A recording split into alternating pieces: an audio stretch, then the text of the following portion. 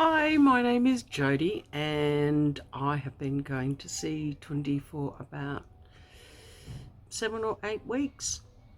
I got diagnosed about 8 years ago with rheumatoid arthritis and it has been painful, and the doctor said to me, just, take it easy, don't do anything.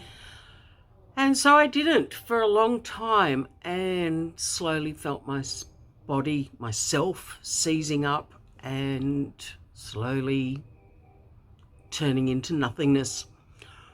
So I decided it was probably time to do something, use it or lose it.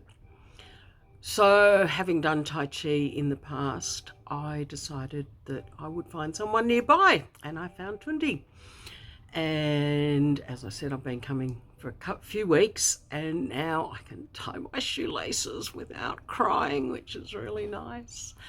And I've found her to be very nurturing, and completely non-judgmental. She doesn't care that I can't go past my knees when I try to touch my toes.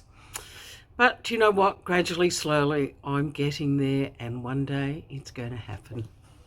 Thanks, Tunde.